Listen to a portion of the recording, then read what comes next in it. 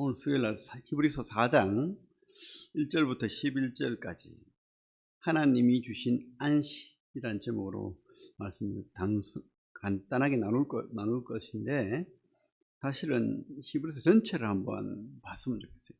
히브리서가 어렵기도 어렵지만 그러나 또 쉬워요. 한 문장으로 만들 수 있거든요. 뭐든지 만들 수 있습니다. 중심 사상 아니면 핵심 내용 이렇게 말할 수 있는데, 히브리서를 이렇게 한 줄로 개관을 한다면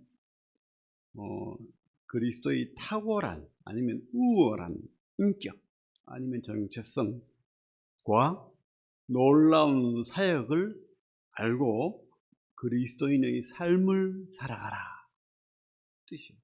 쉽죠? 그리스도의 탁월한 인격과, 그죠? 아니면 정체성일 수도 있죠. 인격과, 그리고 그리스도의 놀라운 사역을 알고, 그리고 그리스도인의 삶을 살아가라. 이해갑니까? 쉽죠? 주님을 알고, 쉽게 말하면 주님을 알고, 주님이 하신 일을 알고 그리스도인으로 열심히 살아가라 이 뜻이에요. 제가 늘 성경을 통해서 설교를 많이 하지만 이거예요. 사실은 그리스도를 알자는 거예요. 그리스도 하신 일을 알자. 그리고 그리스도인답게 살자. 이게 모든 성경에, 그죠? 이것만 알면 더 할 게 없어요, 사실은. 맞죠? 행복한 신앙 할 수 있고.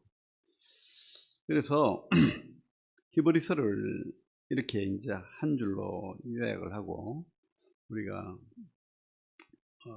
전체를 한번 조망을 하면 1장부터 4장 13절까지가 그리스도의 탁월한 인격이 돼요.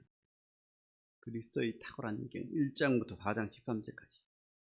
그리고 4장 14절부터 10장까지가 탁월한 사역, 그죠? 하신 일, 쉽게 말하면 그리스도가 누군가는 1장부터 4장 13절, 4장 14절부터 10장까지는 뭘 하셨나, 사역, 그리스도의 탁월한 사역, 탁월한 인격, 4장 13절까지, 10장까지는 탁월한 사역. 이렇게 해야 알아듣죠? 반복해야. 그리고 11, 12, 13은 그리스도인의 탁월한 삶, 탁월한 자로 붙이면 돼요. 탁월한 인격, 탁월한 사역, 탁월한 그리스도인의 삶. 이렇게 하면 히브리서는 끝이 납니다. 물론 거기에는 경고도 있고, 또 그죠? 또 위험성에 대한 경고, 경고가 나오죠. 위험성에 대한 경고. 그래서 경고하는 말씀을 많이 줍니다. 왜 경고하겠습니까?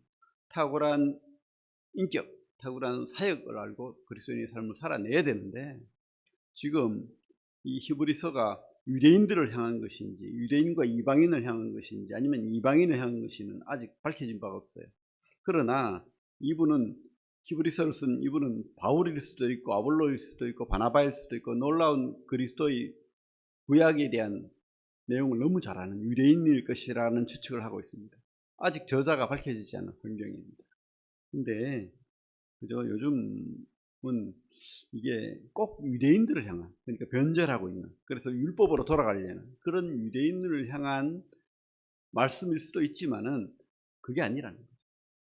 그리스도인에게는 다 필요하다는 거죠. 이 히브리서가 어느 이방인이건 유대인이건 성경을 읽고 묵상하고 배우는 그리스도인들은 이 히브리서를 통해서 주님을 알고 주님의 사역을 알고 그리스도인답게 흔들리지 말고, 그죠? 끝까지 믿음의 경주를 하면서 그렇게 살아가라, 이렇게 경고하는 거예요. 이해갑니까? 그래서 먼저 첫 번째, 탁월한 인격에 대한 내용을 쭉 적어놨죠. 먼저 1장 1절에 나오는 단어 중에 선지자들이라는 단어가 나옵니다. 1장 1절에 보면 옛적에 선지자들을 통하여. 1장 1절 한번 같이 한번 읽어보겠습니다. 그러면 시작.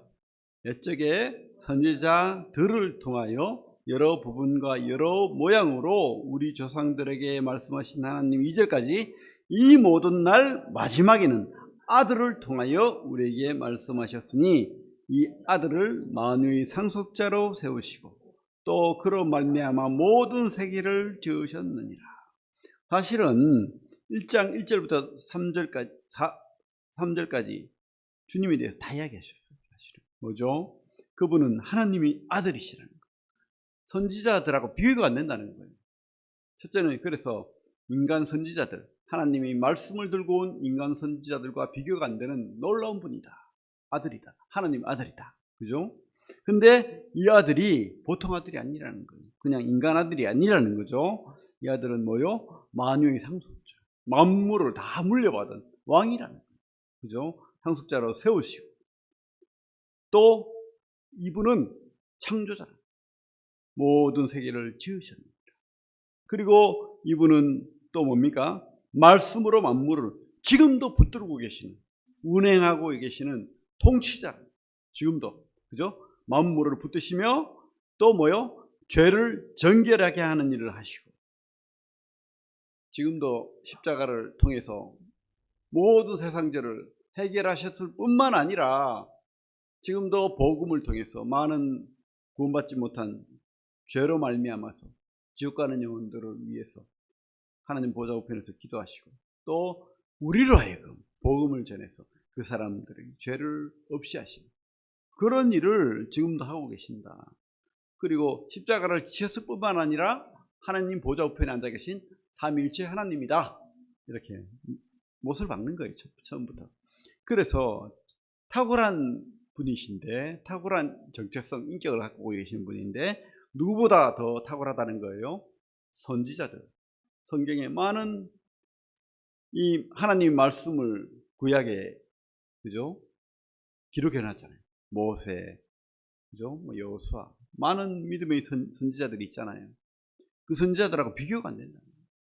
그죠? 선지자들과 비교할 수 없는 그분은 창조자요, 주인이라는, 왕이라는, 구원자라는 거예요. 죄를 정결하게 하신다는 거예요.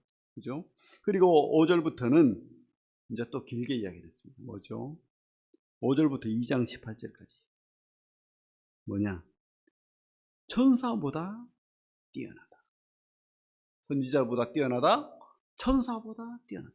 그 당시는 모세도 천사로부터 말씀을 받았다. 이렇게 알려져 있기 때문에 많은 유대인들이 천사 숭배를 하고 있었고 그 여파가 이방인들에게도 가고 그래서 이방인들도 천사를 숭배하고 그죠? 뭐 천사에 대한 신앙이 있었대요. 지금도 그렇죠. 귀신 성긴 사람들이 많고 천사를 숭배하는데 비교하지 마라. 그러면서 뭐라고 합니까? 천사는 섬기라고 우리에게 줬다. 14절에 그죠? 섬기라고 보낸 존재야. 피조물에 불과해. 어떻게 우리 주님과 천사와 비교해? 여호와의 증인은 이 맺는 말씀을 가지고 주님을 천사라고 합니다. 여호와의 증인은 그저 미가엘 천사라고 하죠. 절대 아닙니다. 분명히 못을 받고 있잖아요. 천사와 다르다. 천사보다 훨씬 뛰어남은 1장 4절에 천사보다 뛰어나다. 비교할 수 없다는 거예요. 근데 그분이 낮아졌다는 거예요. 인간으로 오셨다는 거예요. 피조물로 오셨다는 거예요. 그분이 우리를 형제라고 부를 맏아들이 되셨다는 거예요. 인간처럼. 그래서 우리 참 그 놀라운 분이 제가 걸으면서 이 땅을 보면서 야, 이 땅이 이렇게 큰데 하늘을 보고 태양을 보고 달을 보고 그렇죠? 생각해 보니까 너무 크더라고요. 이 땅이 거대하잖아요. 이 지구도 이렇게 거대한데 상상할 수 없는 크기잖아요.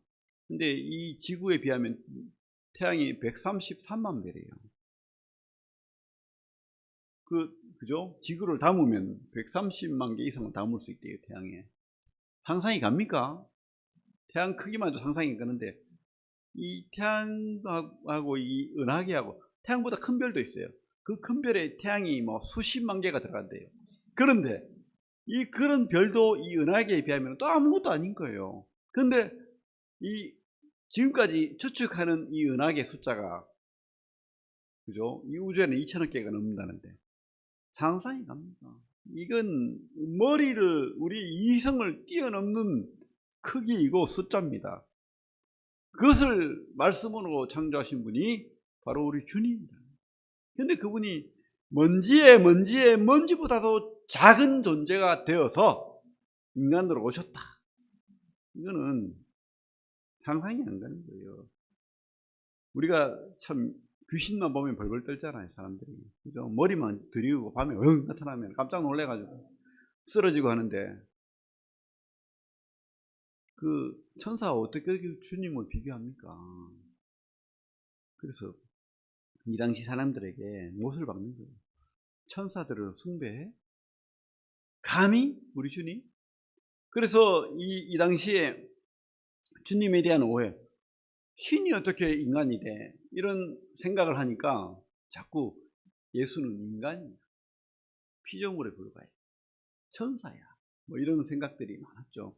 그래서 오랫동안 주님은 누구신가에 대한 변론과 토론이 이어지고 뭐 난리가 났었습니다, 초대교회 때는. 근데 결론은, 성경은 전체적으로 우리 주님은 피조물이 아니라는 거예요. 창조주라는 거예요. 그죠? 삼일체 하나님이다. 이게 결론입니다. 그리고 성경은 그렇게 말하고 있어요. 특히 히브리서가 그렇게 못을 받고 있잖아요. 여러분도 이런 오해, 이단들에 대한 가문이설에 속지 마시기 바랍니다. 천사와 비교할 수 없습니다.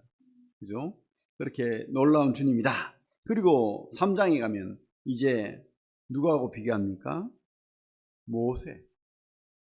유대인들이 가장 높게 생각하는 그 율법을 받은, 천사로부터 율법을 받은 모세. 그래서 이 모세에 대한 깊은 존경심, 그런 신앙이 있었습니다. 하나님으로서 신으로 섬기지는 않았지만, 그죠? 그분을 높이는 그런 생각을 가지고 있었다는 거죠. 그런데 모세보다 더욱 영광을 받을 만하다. 왜? 그분은 창조자니까. 3장 4절은 외워야 됩니다. 우리 3장 4절 한번 읽어볼게요. 시작. 집마다 지은 이가 있으니 만물을 지으신 이는 하나님이시라. 결론은 주님은 하나님이시라. 피조물인 모세와 비교할 수 없다. 감히 모세와 비교할 수 없다라고 히브리서 3장은 못을 받고 있죠. 그리고 이제 4장으로 넘어가면 또 누구하고 비교하냐면, 그 당시에 이 모세의 바톤을 이어받아서 가나안 땅으로, 그죠? 약속의 땅, 가나안 땅으로 들어갔지 않습니까? 그 가나안 땅으로 들어가는 것을 그들은 하나님이 준 약속의 땅이고 안식으로 생각했어요. 그런데 그 여호수아를, 그죠? 훌륭하게 너희들이 생각하고 그렇게 하지만은 그 여호수아가 주는 안식, 여호수아가 감히 예수와 비교할 수 없다는 거예요. 우리 주님이 주시는 영원한 안식과는 비교할 수 없다는 거예요. 그래서 여호수아보다 훨씬 탁월한 분이다. 그래서 결론은 선지자, 천사, 모세, 여호수아보다 구약에 너희들이 생각하는 그런 인물과 그것들보다는 비교할 수 없다. 그렇게 탁월한 인격, 그분은 창조자요, 구원자요, 또 하나님이시다. 이것을 1장 1절부터 4장 13절까지 모습을 받고 있는 거죠. 그리고 이제 4장 14절부터 넘어가면 이제 주님은 어떤 일을 하셨는가에 대한 10장까지 쭉 기록해 놨죠. 짧게 요약을 하면 주님은 제사장으로 오셨다는 거예요. 근데 어떤 제사장입니까? 14절부터 15절까지 한번 읽어볼게요. 4장 14절 15절 한번 읽어보겠습니다. 시작. 그러므로 우리에게 큰 대제사장이 계시니 승천하신 이 곧 하나님의 아들 예수시라. 우리가 믿는 도리를 굳게 잡을지어다. 우리에게 있는 제사장은 우리의 연약함을 동정하지 못할 리가 아니요 모든 일에 우리와 똑같이 시험을 받으신 이로되 죄는 없으시니라. 그래요. 그래서 구약에 이렇게 제사장들이 나오는데, 구약의 제사장들은 거기 7장 11절 5절 7장 5절에 뭐라고 되어 있죠?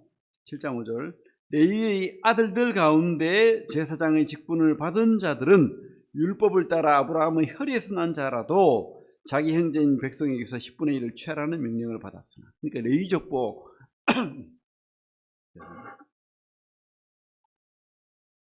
레위계통 아론의 반차, 그죠? 를 따라서 제사장이 되었다는 거예요. 거기 11절에 보면 그런 말씀이 또 있죠. 7장 11절에 제가 말씀드리는 구절들은 좀 색칠을 해놓으면 좋습니다. 레위계통의 제사 직분으로 말미암아 온전함을 얻을 수 있었으면 백성이 그 아래서 율법을 받았으니 어찌하여 아론의 반차를 따르지 않고 멜기세덱의 반차를 따르는 다른 한 제사장을 세울 필요가 있느냐. 그래서 구약의 제사장들은 레위계통 아론의 반차를 따라서, 아론의 후손들이라는 거죠, 따라서 뭐요? 특별히 27절 보면 뭐라고 되어 있습니까? 7장 27절. 그는 저 대제사장들이 먼저 자기 죄를 위하고 다음에 백성의 죄를 위하여 날마다 제사를 드리는 것 같이 할 필요가 없으니 이는 그가 단번에 자기를 드려 이루셨습니다. 결론은 인간 제사장은 죄가 있다. 인간의 후손으로 왔고 죄 있는 제사장이다. 하지만 멜기세덱의 반차를 따르는 시편 110편 그리고 창세기에 나오는 그 멜기세덱 6절 5장 6절을 볼게요. 5장 6절. 또한 이와 같이 다른 데서 말씀하시되 네가 영원히 멜기세덱의 반차를 따르는 제사장이다. 멜기세덱은 레위계통이 아니죠. 하나님이 특별히 세우신 제사장입니다. 하늘에서 하나님이 선택하신 제사장이라는 거죠. 그래서 이분은 4장 우리가 14절 15절 아까 읽었죠. 뭐라고요? 죄는 없다. 하늘에서 오셨기 때문에 죄가 없다는 거예요. 인간 제사장은 죄가 있어요. 근데 이분은 죄가 없는 하늘의 제사장이다 라고 말하고 있고, 그리고 또 이분은 제물이, 그 구약의 제사는 제물이 있죠. 근데 구약의 제물은 일시적인 거죠. 우리 히브리서를 9장을 넘어가요. 9장, 우리 말씀을 잘 아는 내용인데 9장을 보면 9장 25절부터 26절 한번 읽어보겠습니다. 25절부터 26절 시작. 대제사장이 해마다 다른 것의 피로써 성소에 들어가는 같이 자주 자기를 드리려고 아니하실지니 그리하면 그가 세상을 창조한 때부터 자주 고난을 받았어야 할 것이로되 이제 자기를 단번에 제물로 드려 죄를 없이 하려고 세상 끝에 나타나셨느니라. 구약의 제물은 동물 제사, 동물의 피로서 우리 9장 12절에 염소와 송아지 피로, 황소 피로, 동물의 피로, 그래서 뭐요? 자주 드릴 수밖에 없어요. 왜? 일시적인 거니까. 죄를 지을 때마다. 그죠? 그런데 우리 주님은 어때요? 자기 아들의 피는, 하나님의 피는 영원히 단번에, 우리 9장 12절 한번 읽어볼게요. 9장 12절 같이 한번 읽어보겠습니다. 시작. 염소와 송아지 피로 아니하고 오직 자기 피로 영원한 속죄를 이루사 단번에 성소에 들어가셨느니라. 이런 말씀들이 쭉 나왔죠. 계속 단번에라는 말씀, 영원이라는 말씀. 그래서 동물의 피와 다르다는 거예요. 진짜 죄를 위한 제물이 되신 거예요. 동물은 일시. 레위 지파의 반차를 따라서 온 제사장들은 모형이라는 거예요. 진짜가 왔다. 진짜가 누굽니까? 예수님이죠. 그분은 제사장이시고 직접 자기 몸으로 제물이 되셔서 완전한 속죄를 이루시고 영원한 속죄를 이루시고 그분이 바로 진짜이라는 겁니다. 그래서 10장 10절 한번 읽어볼게요. 10장 10절 시작. 이 뜻을 따라 예수 그리스도의 몸을 단번에 들이심으로 말미암아 우리가 거룩함을 얻었노라. 그래서 주님의 사역은 그렇다는 거예요. 하늘에서부터 출발했다는 거예요. 주님은 인간에서 출발한 게 아니다. 그리고 동물의 피와 제사처럼 일시적이고 계속 자주 드려야 되는 제사가 아니라는 거죠. 제물이 아니라는 거죠. 영원한 단번에 다 갚으신 그런 제사였고, 완전한 영원한 제사라는 거죠. 불완전하지 않다는 거죠. 일시적이지 않다는 거죠. 이것을 지금 10장까지 무엇을 받고 있는 거예요? 주님은 탁월한 분이셨다. 탁월한 제사를 드렸다.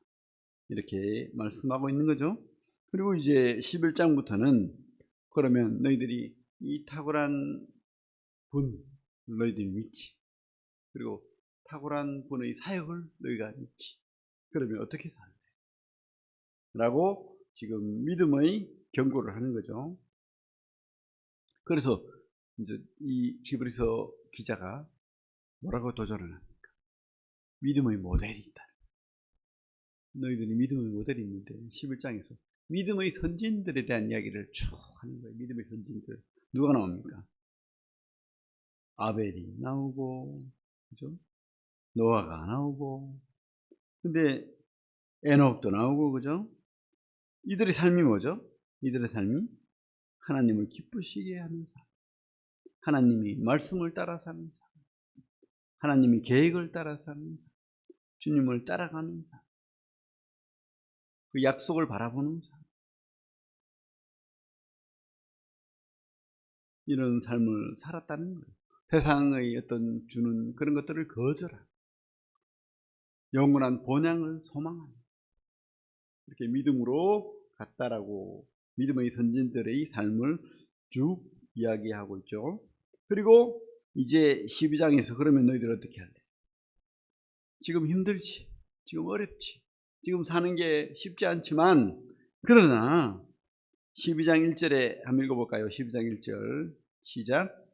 이러므로 우리에게 구름같이 둘러싼 허다한 증인들이 있으니 모든 무거운 것과 얽매기 쉬운 죄를 벗어버리고 인내로서 우리 앞에 당한 경주를 하며, 2절까지 믿음의 주요 또 온전케 하시는 이인 예수를 바라보자. 그는 그 앞에 있는 기쁨을 위하여 십자가를 참으사 부끄러움을 개의치 아니하시더니 하나님 보좌 우편에 앉으셨느니라. 그래서 주님, 너희들의 삶을 인내해라. 그리고 주님 바라봐라. 그리고 어떻게 해요? 28절, 12장 28절, 이게 목적이죠. 결론. 12장의 결론 한번 읽어보겠습니다. 12장 28절 시작. 그러므로 우리가 흔들리지 않는 나라를 받았은즉 은혜를 받자. 이로 말미암아 경건함과 두려움으로 하나님을 기쁘시게 섬길지니. 그죠? 우리가 흔들리지 않는 천국을 소유한 자가 되었어요. 물려받은, 주님이 그 상속받은 그 상속을 우리도 받은 거예요. 그래서 주님으로부터 오는, 그죠? 온갖 좋은 것들이 주님 안에 있잖아요. 그것들을 우리가 누리자, 받자. 그래서 어떻게 해요? 주님을 기쁘시게. 이 땅에 여러 고난과 어려움, 그죠? 그래서 13장에 가면 결론이 이거예요. 기쁘시게 하는 삶을 사는데 쉽지 않다. 그래서 13장 13절 한번 읽어보겠습니다. 13장 13절 시작. 그런즉 우리도 그의 체육을 짊어지고 영문 밖으로 그에게 나아가자. 주님도 하나님을 기쁘시게 하는 복을 받았는데, 하나님의 그 은혜를 누렸는데, 결론은 뭐예요? 세상이 보는, 육신이 보는 복은 아니라는 거예요. 그럼 뭡니까? 어떤 복입니까? 천복을 받는 거예요. 그죠? 십자가 앞에 있는 기쁨, 그 복을 받은 거예요.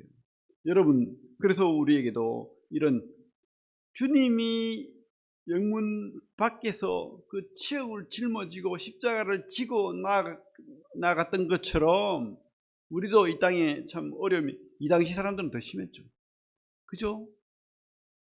예수 믿는다고 출교당하고, 가난하고, 굶고, 사자밥이 되고, 심지어 기름에 쩔어져서 그죠? 불에 타 죽는 사자가, 그죠? 온몸을 갈기갈기 찢어버리는 바울처럼 목이 잘리는, 베드로처럼 십자가에 거꾸로 박히는 이런 게 어떻게 복이 됩니까? 근데 성경은요, 그게 복이 돼요. 그런즉 우리도 그의 치욕을 짊어지고 영무 밖으로 그에게 나가자. 참 어렵죠. 근데 어떻게 이 삶을 이룰 수 있습니까? 주를 알고, 주의 사역을 알고, 그를 바라보고, 그 주님의 우리에게 준 풍성한 상속을 바라보고 천국을 누리면 가능하다. 진짜 믿음의 결론은, 여러분들이 슬쩍 믿으면 이 땅이 복이 다죠. 이 땅이 내가 남보다 더 잘 살아야 돼. 내가 남보다 더 높아야 돼. 자존심 때문에 괴로워서, 그죠? 밤을 그죠? 밤잠이 안 오고 분노하고 그렇게 되는 거예요. 근데 우리가 그럴 때가 있죠. 사실은 막 괴로울 때가 있어요. 힘들 때가 있어요. 그럴 때마다 우리는 다시 주님으로 돌아가야 돼요. 믿음으로 돌아가야 돼요. 예수가 내 죄를 다 속했기 때문에 내 마음대로 살아도 돼? 이게 아니고, 그죠? 그건 구원이 아니에요. 절대 구원이 아닙니다. 우리 진짜 구원은 주님 때문에 고난받는 거예요. 주님 때문에 치욕받는 거예요. 그래서 힘든 삶을 사는 거예요, 사실. 세상이 봤을 때. 그게 바로 진짜 구원받은 자의 삶이다 라고 성경은 말하는 거예요. 그래서 여러 경고를 하고 있습니다. 가짜 구원에 대한 경고를 하는 거죠. 가짜 구원에 대한 경고. 2장 다시 넘으면 2장 1절부터 4절을 한번 읽어보겠습니다. 2장 1절부터 경고를 하고 있죠. 시작. 그러므로 우리는 들은 것에 더욱 유념함으로 우리가 흘러 떠내려가지 않도록 함이 마땅하니라. 천사들을 통하여 하신 말씀이 경고하게 되어 모든 범죄함과 순종하지 아니함이 공정한 보험을 받았거든 우리가 이같이 큰 구원을 등한히 여기면 어찌 그 보응을 피하리요. 이 구원은 처음에 주로 말씀하신 바요 들은 자들이 우리에게 확증한 바니 하나님도 표적들과 기사들과 여러 가지 능력과 및 자기의 뜻을 따라 성령이 나누어 주신 것으로서 그들과 함께 증언하셨느니라. 결론은 들은 것에 유념해라는 거예요. 그래서 흔들리지 말라는 거예요. 흘러 떠내려가는 세상의 육신의 삶을 기대하지 말라는 거예요. 진짜 믿으라는 거예요. 표류하지 말라는 거예요. 그냥 물속에서, 그죠? 방향도 없이 둥 떠 있으면 떠내려가잖아요. 그렇게 하지 말라는 거예요. 뿌리를 박아라. 믿음에. 주님의 뿌리를 박으라는 거죠. 그렇게 살아라. 이렇게 경고하고 있습니다. 그리고 두 번째 경고는 3장 12절로 하고 있죠. 3장 12절 한번 읽어보겠습니다. 3장 12절 시작. 형제들아 너희는 삼가 혹 너희 중에 누가 믿지 아니하는 악한 마음을 품고 살아계신 하나님에게서 떨어질까 조심할 것이요. 그죠? 가짜 믿으면 이렇게 흔들리는 거예요. 그래가지고 어떻게 해요? 악한 마음. 아이고, 하나님 믿는다고 해가지고 잘 사는 것도 아니고 복도 안 받고, 그죠? 그래가지고 세상 육신에 속한 자는 하나님의 자녀 아닙니다. 육신에 속해서 악한 마음을 품고 하나님만 밖에서 사는 거예요. 그냥 이게 구원이라고 착각하는 거예요. 하늘에 하나님에게서 떨어질까 조심할 것이요. 이 말은 너가 구원 안 받았을 수도 있어. 너 하나님 자녀 아닐 수도 있어. 이렇게 자기를 돌아보라는 거예요.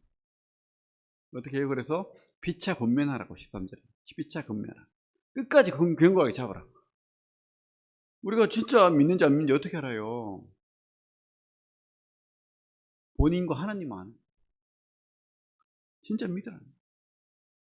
믿지 않는 악한 마음 그런 품지 말라는 거죠. 그리고 5장 12절에 가면 세 번째 경고로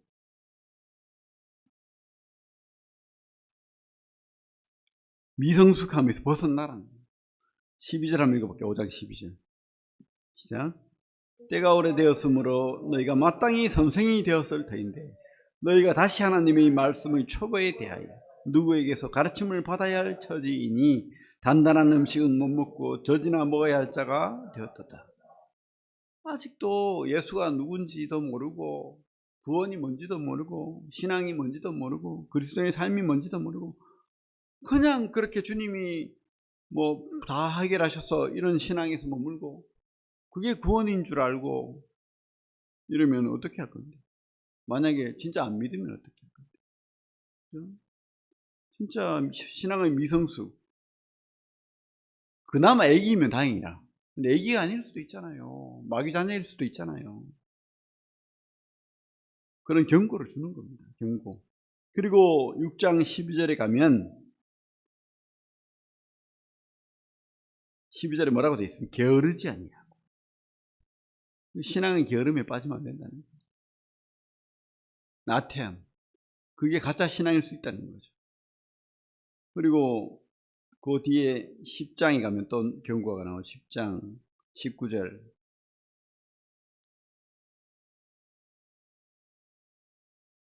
19절. 한번 읽어볼게요. 19절. 10장 19절. 시작. 그러므로 형제들아 우리가 예수의 피를 힘입어 성소에 들어갈 담력을 얻었나니. 담력을 얻은 자인데 결론은 어떤 경고를 하는 거냐면 전진하는 신앙을 하라는 거예요. 그런 믿음을 가졌는데 뒤로 물러가지 말라는 겁니다. 뒤로 물러가서 그죠? 다시 고의적인 죄를 짓고 그 뒤에 나오죠. 26절에 자꾸 죄를 짓는다는 것은 믿지 않는다는 걸 수도 있다는 거죠. 가짜 신앙일 수도 있다는 겁니다. 경고를 하는 거예요. 우리는요 주님을 바라보고 주님의 말씀을 따라서 계속 전진해야 돼요. 뒤로 물러난다는 것은 믿지 않는 것일 수도 있다는 겁니다.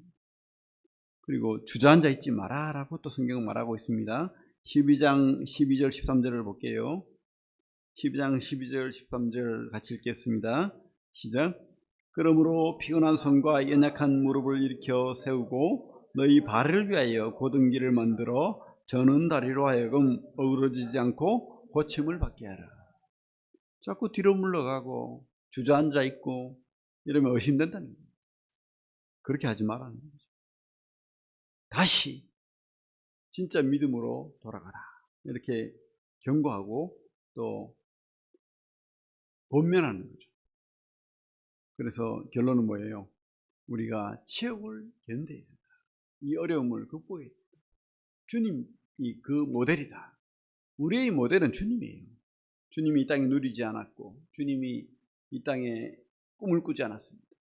주님이 이 땅에 꿈을 꾸고 왕이 되고 그죠? 이 제자들이 그랬잖아요. 좌의정 우의정 그죠? 그죠?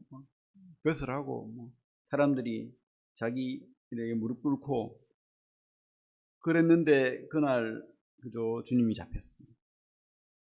주님은 그날 뭐라고 했습니까? 수건을 두르고 종처럼 너희들은 서로 발을 씻겨주라. 이 땅은 다가 아니라 이 땅은 수고와 슬픔이고 또 주님을 따라가는 삶은 이렇게 수고하고 순정하고 헌신하고 섬기고 주님과 함께 그 치욕을 담당하는 것이라고 성경은 말하고 있습니다.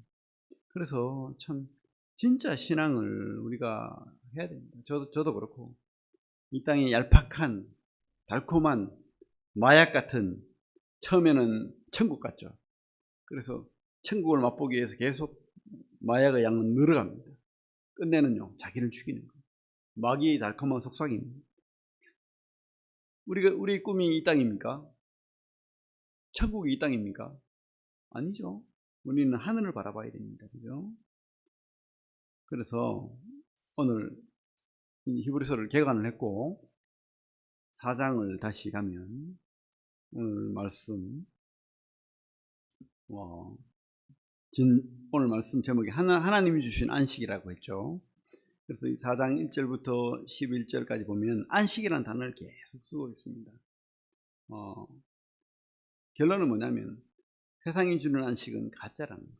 세상이 주는 안식은 가짜다. 너희들이 이 땅에 살면서 예수님 때문에 힘들고 어렵고 손해보는 것 같고 그렇게 하지만은, 그래서 주님을 잠시 미뤄두고 내 꿈을 쫓고 내 삶을 살고 누리고, 그런 거는 가짜 안식이라는 것이 가짜 안식.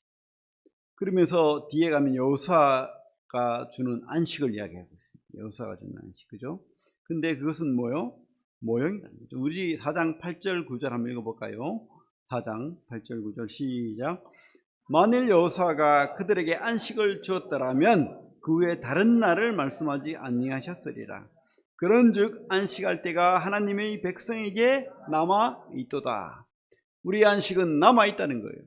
이 땅이 아니라는 겁니다. 이 땅은 뭐요? 영문 밖으로 주님과 함께 치욕을 짊어지고 나가는 삶이 정상적인 그리스도인의 삶이라는 거예요. 우리에게 남아있는 안식은 하늘에 있어요. 하늘에 있습니다. 만약에 하늘이 없다면 우리 다 실패자예요. 누구보다도 더 잘나야 되고, 누구보다도 더 훌륭해야 되고, 누구보다도 성공해야 되고, 그렇게 해야 됩니다. 하지만 이 땅의 안식은 가짜입니다. 의사가 그런다죠. 깊은 숙면, 편안한 잠, 이게 최고 행복이다. 그래서 선전에는 시몬스 침대 뭐 이렇게 하는데, 우리는 진짜 시몬스 침대는 누굽니까? 하늘의 안식, 그리고 그 안식을 주시는 분, 우리 주님과 함께 동행하고 에녹처럼 주님과 함께 그 안식을 누리는 그런 소망으로 우리가 살아야 됩니다. 계속 우리가 주님을, 이 히브리서를 통해서도 그렇고 주님을 알고 주님의 사역을 알고 그렇게 우리가 어떻게 살아야 될지 고민하고, 그죠? 천국 소망하는 그런 믿음 살아야 될 줄로 믿습니다. 하나님도 6일 창조를 하셨고 7일째 안식을 하셨죠. 주님도 십자가의 고통을 당하시면서 뭐라고 하셨습니까? 다 이루었다. 그리고 죽음을 이기시고 부활승천하시고, 그죠? 그게 진짜 안식이죠.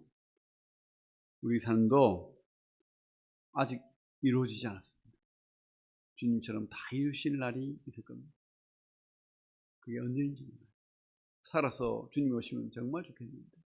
그게 아니라 우리 삶이 다하는 그날 우리에게는 안식이 임할 것이고 주님의 천사가 우리를 맞으러 올 것입니다.